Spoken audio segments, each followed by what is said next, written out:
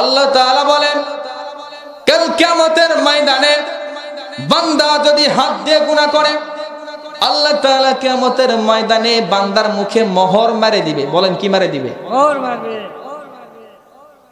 মোহর বোঝেন? তার মুখ দিয়ে কোনো কথা বের হবে না। কি বলেন?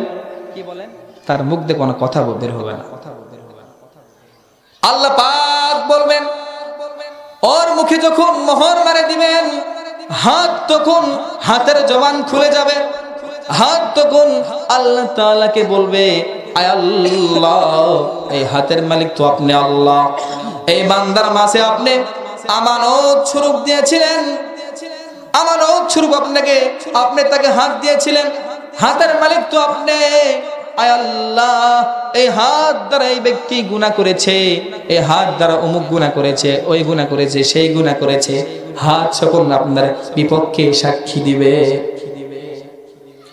পার জবান খুলে যাবে, পা সাক্ষী দিবে, আয় আল্লাহ, আমাকে তো আপনি এই বান্দার মাঝে আমানত স্বরূপ দিয়েছিলেন। আয় আল্লাহ, এই পা দ্বারা খারাপ কাজে তিনি অগ্রসর হয়েছেন, অন্যায়ের দিকে ধাপিত হয়েছেন। অন্যায় কাজে পা দ্বারা তিনি এই পাকে পরিচালিত করেছেন।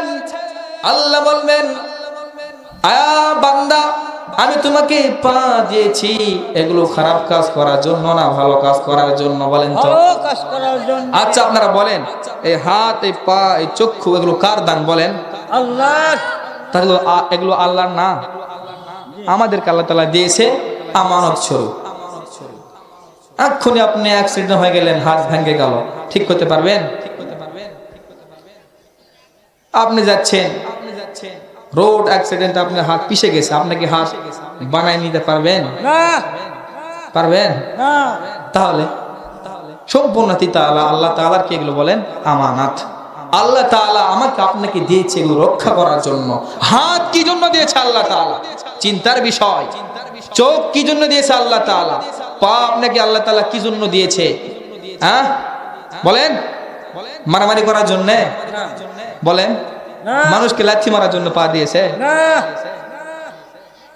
আল্লাহ রাব্বুল আলামিন বান্দাকে হাত দিয়েছে, এই হাত দ্বারা ভালো কাজ করবে, মানুষকে হাতের দ্বারা সহযোগিতা করবে, হাতের দ্বারা মানুষকে সহযোগিতা করবে, হাত দ্বারা কোরআনুল কারীমের পাতা উল্টে উল্টে পড়বে, পা দ্বারা আল্লাহর ঘর মসজিদে হেঁটে হেঁটে যাবে, দ্বীনি জলসায় কোরআন ও হাদিসের মজমায় এই পা দ্বারা হাঁটি হাঁটি পা পা করে কোরআনুল কারীমের মজমায় বসে যাবে।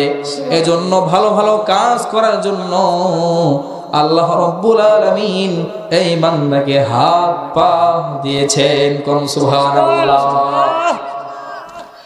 তারপর আমরা আল্লাহ তাআলার নিয়ামতের শুকরিয়া আদায় করি না, ঠিক কি না বলেন?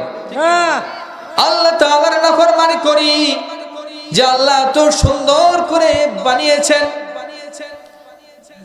আল্লাহ তাআলা আপনাকে এত সুন্দর চেহারা দ্বারা বানাইছেন, হাত পা দ্বারা বানাইছেন।